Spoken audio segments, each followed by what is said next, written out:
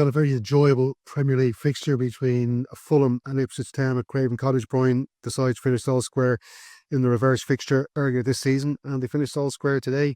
I suppose from an Ipswich Town point of view, Kieran McKenna, who's proven himself to be a very good coach in his first time in the Premier League, I'd say he'd be feeling very frustrated because his team are so organised. They carried out his game plan really well, and they had the lead so late on, and then to concede that equaliser with again another City penalty given away. He must be really frustrated. Yeah, and they had the opportunity to go 3-1 up with Jack Clark. Lovely bit of play coming through on the inside left position. Checked back and at the shot away was right foot, I think, and it rattled off the post, come back up the pitch, and they give away that City penalty. But they were under a lot of pressure right through the game. And when you're under a lot of pressure and the ball is in your half of the pitch fairly consistently, these are the sorts of things that happen. Players make mistakes, make errors, misjudgments, timing to tackle. And that's exactly what Leif Davis did in giving away the penalty. So he would be frustrated. But at the same time, I'd say before the game, given that Fulham have been in such good form, I think he would have been happy enough to get a point. I think it's been a good week for them, beating Chelsea and a draw with Fulham, 4 points from 2 games. I think overall they won a game, they lost 2 in between narrowly, but they beat Wolves. So, they picked up 7 points recently in a little run, which will give them confidence and hope that they can pull themselves out of the relegation positions. Yeah, because I mentioned they got a cup match in the commentary. Originally, they got a cup match coming up against Bristol Rovers. I'd say he'd be okay if they were knocked out of that, but they will, I'm sure, will go out and try and do their best to get to the 4th round. But when you're trying to fight for your Premier League survival, you look at the games they have coming up after this. Brighton, then they've got Manchester City and Liverpool, really tough matches. So I just wonder when this was an opportunity to get a really valuable 3 points and get out of the relegation zone, might they regret it? Yeah, well, like every point is valuable when you're down in the table or you're near the top. In the middle, it's less crucial, I think, from Fulham's point of view. The Fulham are in a scrap, I suppose, for one of the European places, and they're now 8 games unbeaten, but they've had a few draws in that. From an Ipswich point of view, you're kind of looking and is there going to be 3 teams with less points than you at the end of the season? That's the type of game, an away game against mid-table opposition, you get a win. But I think there'll be a lot of other games. I mean, we're just starting the second half of the league now. The points total in the first half would have been disappointing for them. But that gives them hope, getting a point early on. The second half will give them hope. And I think the performance, and they've got a few players out injured as well, I think that will give them hope that they can string a few results together. And you look at the performance against Arsenal, and though they lost the game, they beaten Chelsea. I think 2 goals they conceded today. They've conceded 3 goals in those 3 games, but 2 of them been penalty kicks. So, it shows they've got the strength and resilience. Had to back that. Give them hope, because you got to be solid, and that's the most important part. You look at Southampton conceding so many goals. Wolves got a little bit tighter recently, but Leicester are still conceding plenty of goals. If you got tight and you tight at the back, competitive in midfield, and you've got someone like the lap up front and Szmodics, who played well today, Broadhead as well, I thought did very well when he was in the game. Jack Clark, come on, has a bit about them. I think they've got a fair chance. I think Ipswich. I think they're the best chance of the bottom 3 at the moment of getting out. Yeah, because you said had to look doomed. They're on 6 points. They're 8 points away from Leicester City above them and 10 points away from safety altogether. So if you look at it as Leicester, Ipswich, Wolves, and even Everton, Crystal Palace probably battling to stay out of the other bottom 3 positions. St. Palace look like they're in good form at the moment. Yes, you take them out. They've got their act together in the last few weeks. They've been playing reasonably well, not getting results, but now they're getting results. They're getting draws against good teams. They're winning the odd match. And I think Palace will be all right. Wolves have a bit to do. They've had the initial bounce, the new manager coming in, 3 good results in a row. But that will even out, I think, over a bit of time. But we'll see what they could do in the window. I'm sure they'll be active in the window. Ipswich might be overactive in the window, though I think talk of them signing Ben Godfrey from Atalanta. But I don't see them, spending heavily Ipswich to try and stay up. I think it's a well-run, steady club who would prefer to kind of go down and throw the kitchen sink at it and put themselves into debt and put themselves in a dodgy position. I think they'll walk away merely with what they have and try and maybe pinch one or two other players on loan, possibly that could help them out. Look like they could do a little bit more in the middle of the field, a bit kind of class in there. Marzi and he just worked very hard during the game, but there wasn't a lot of, I'd say, If you had a ball player in there. yeah, something a little bit more, I think, to make chances for the lap and the other good attacking players they have. And just to focus on the Irish lads, Brian, like Darragh O'Shea, I sometimes feel that he's, what would you say, maybe just, I just feel like he's punching below his weight. I feel like if he was at a top half team that he could still play very well at a Premier League club. He always seems to go, sorry for clubs, they're always battling relegation. He's got a real bit of class about him. He's very fast. He's one of the fastest defenders in the Premier League. And then Sammy Szmodics, who we saw today, scrapping away, helping out with the defence. So when then his chances came, he missed one just by a couple of inches. It was a difficult chance, but the chance he did get, he pulled it away. So we have to be very impressed with those two. Yeah, I think we got players playing the Premier League, be it that the players playing near the bottom. I agree with you about Darragh O'Shea. I was very impressed when I was in around the Irish camp. I remember Paddy McCarthy saying, if he had his way, that he'd be a Palace in terms of being, a very good centre half for at least a mid-table team. Well, at the moment, Palace are probably in the scrap near the bottom end, but I think they're a bit better than that. And they've been a selling on club as well. They're selling on, like, so Elise went this year, as they probably go next year. But I agree with you about that. He's been playing with Ipswich near the bottom, playing with Bournemouth when they were getting relegated. With West Brom before that, he's you'd like to see him at a team that are on the ball a bit more, and that he's playing closer to the halfway line rather than closer to his own penalty box. He uses pace in the back, and he's got good ability in the ball. He kind of had this sticky patch, I think, in his Irish performances of late. I think he's better than that. But it's good to, Frankie's playing regular, and I would think he'll improve with that. If Ipswich can hang in this year, it'll be very good for him too. Sammy, I like Sammy. I'd like to see him playing the team that played him closer to the box more often. He's having to work very hard in the defensive side of the game, which he does honestly. Missed 2 chances there, other than the goal. Was in the right place to take the goal. Missed the chance off the cross in the first half. It was a tough one. It was hit in very, I suppose, quickly towards, and the second half, Bassi just did enough to put him off.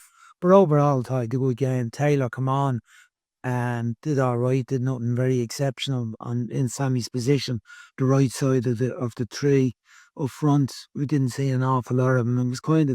It was a scrappy part of the game when he was on the pitch. Really, we didn't see him having any real impact on it. But good that we got at least 3 of our players on the pitch in the game today.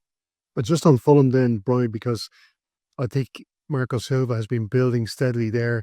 He's proven himself to be a very good coach. I know he had a tough time at Everton, but we've all seen since then maybe what was going on behind the scenes at that club where the big issue, and not the head coach himself. He's come on, he's had a very steady progress with Fulham. The team play very good football. But as you pointed out during the game as well, Brian, they seem to enjoy playing more against teams that have more possession than them.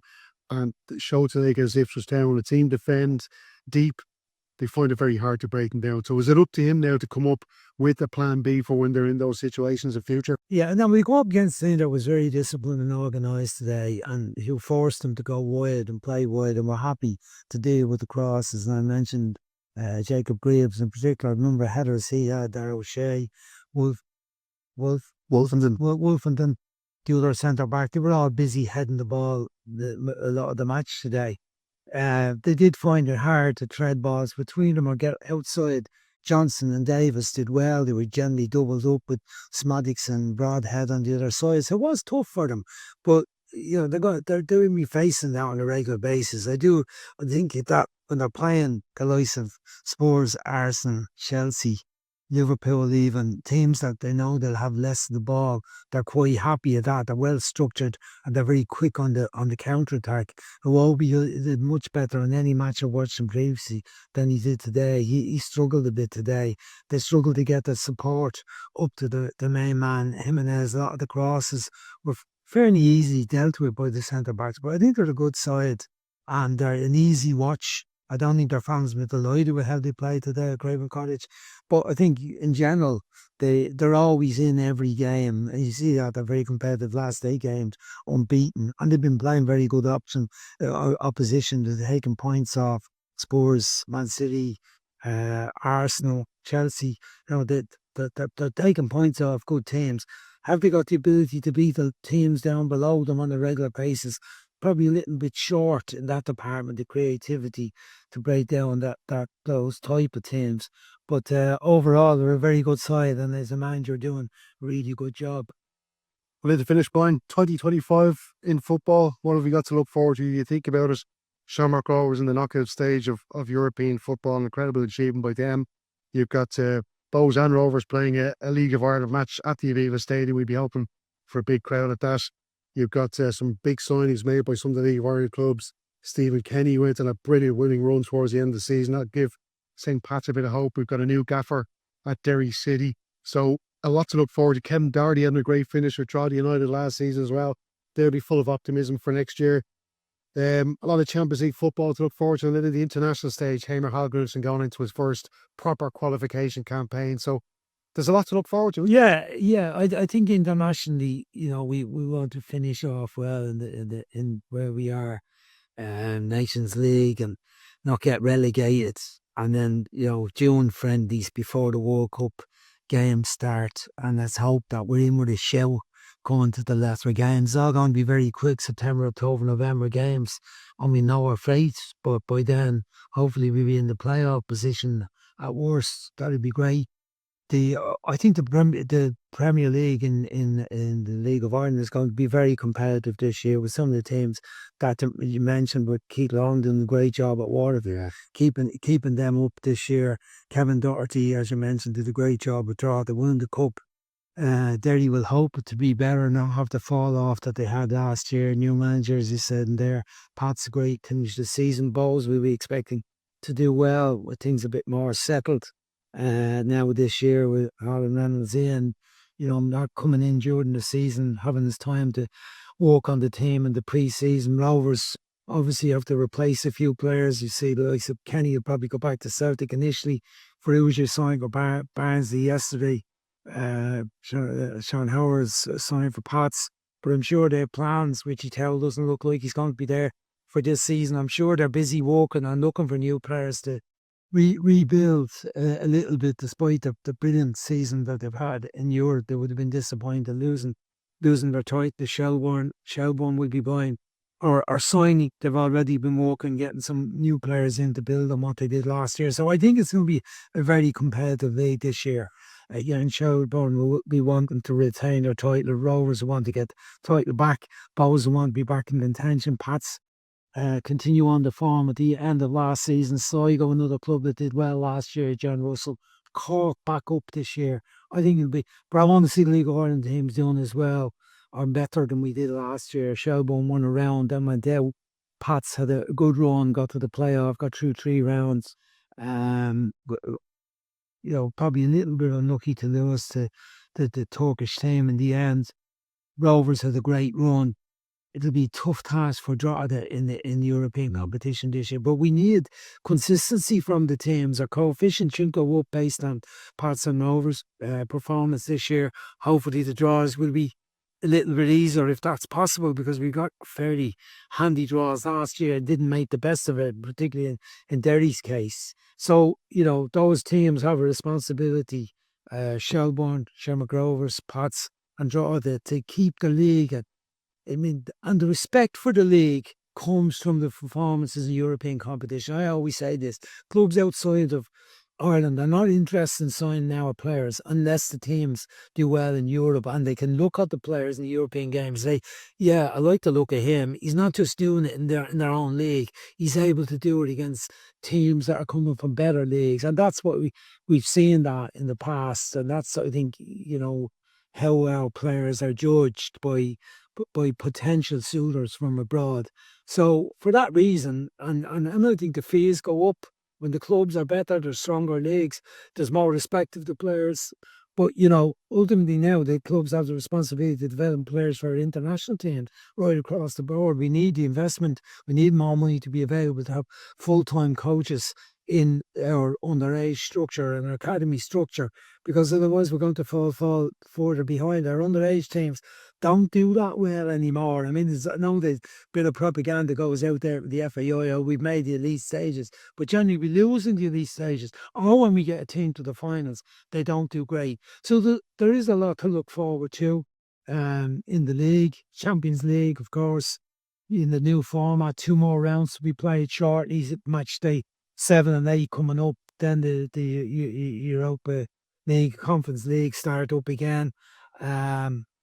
International football, club football, League of Ireland. I'm looking forward to it all without a doubt.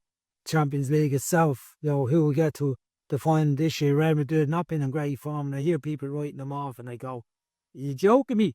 The pre-Christmas Real Madrid. It's always from Christmas on. It's always from March on. We see the best of Real Madrid. So don't rule Real Madrid." Well, they were 1-0 down with 10 men there against Valencia. They didn't want to do too well. We'll see if he gets us all about Madrid. Looking forward to it all, Brian. Thanks a million. See you with you, Stephen. I'm looking forward to it all too. I hope we get to a few more matches.